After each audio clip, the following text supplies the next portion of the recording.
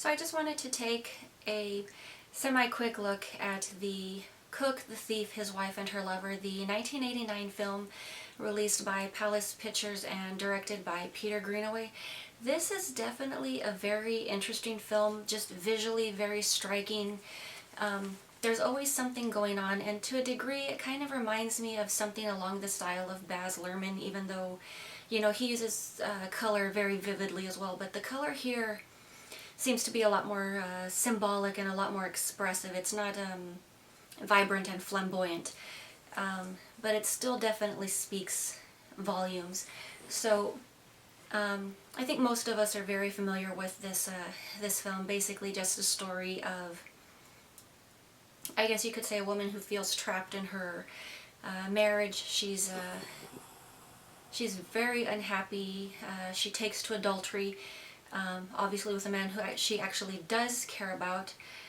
We also have a bit of murder and cannibalism. So without trying to ruin too much of the movie, because I'm sure there's still some of us out there who have never seen this. Right from the opening scene, we discover that the husband is a heinous person, and my first thought is, how in the world did this woman wind up with this guy? Which it's never really explained, and even she kind of brings up the question herself between herself and Michael, the man who she is secretly seeing.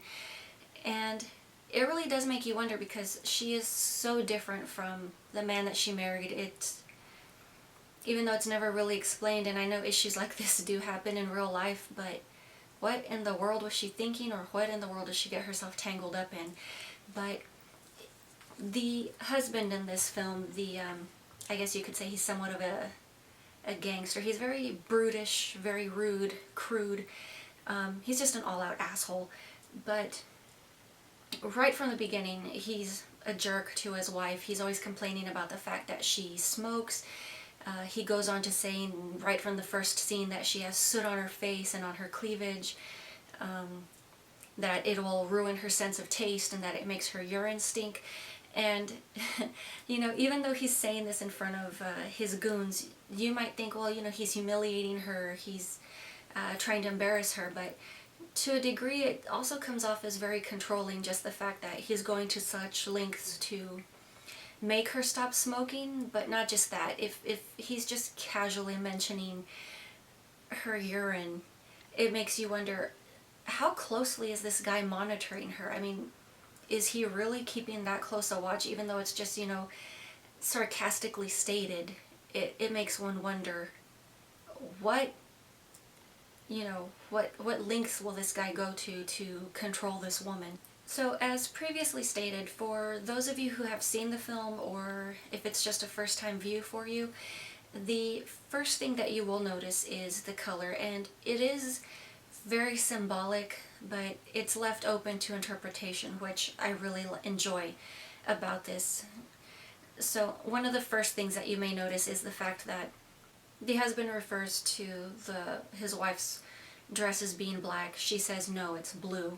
They walk into the restaurant and we do see that the dress is blue, so you kind of wonder, was this just a trick of the eye? What's going on here? Then they walk into the dining room, all of a sudden her dress is red.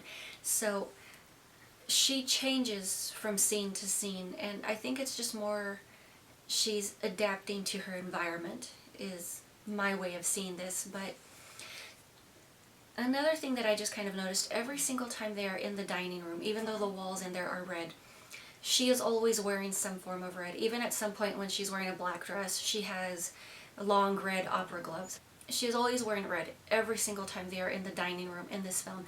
And I just kind of think to myself, she's tainted to a degree, not because she's a bad person, but guilt by association. She's associated with this horrible man, so she wears red. It's kind of like her scarlet color, it's her shame.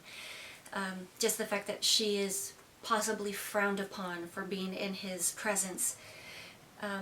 So within that first dining room scene, the first time she goes off to the lavatory, all of a sudden her dress is white, and it's kind of like she's been cleansed and purified just because she's away from him. She's kind of been, I guess you could say, reborn on a very minuscule sense. Just the fact that she's away from him. She's a better person for being away from him. So it's just the colorations in the film which are extremely expressive, and that's just the first thing that I noticed. And like I said, to me that's just the way I read it, but it is definitely very open to interpretation. So of course, as all affairs do go, the husband eventually does find out that she is stepping out behind his back, or literally under his nose, having her liaisons inside of the restaurant. So yeah, it's kind of, she's literally having her cake and eating it too. But this man is definitely a better fit. They're a lot happier together, and as stated, this evil man does find out that she does have a lover. And one of the scenes that one of the I guess you could say one of the crude things that he yells at his wife at some point in the film is that he will kill her lover and he will eat him. So kind of getting back to the whole cannibalism thing, which does spoil the story slightly, is she basically forces him to live up to his words in a sense, but it's just the journey to and from throughout this entire story. It's just very beautifully told, awesome cinematography. It's an extremely expressive film, very beautiful to watch and look at. I've never really seen anything like this other than, like I've said, a Baz Luhrmann film, which even though those to a degree are extremely different in atmosphere and presentation. So, you know, definitely it definitely is up there as far as you know, warped love stories go. Not necessarily the love itself, but the scenarios surrounding the lovers, which just pretty much just make situations difficult for them at times. But a very worthwhile film. I really enjoy this. You know, even if you aren't really into the whole symbology, the you know, the introspective type of film, you know, I would say just watch it once just to say that you've seen it. But that is pretty much all I have for you guys today, and I will talk to you later.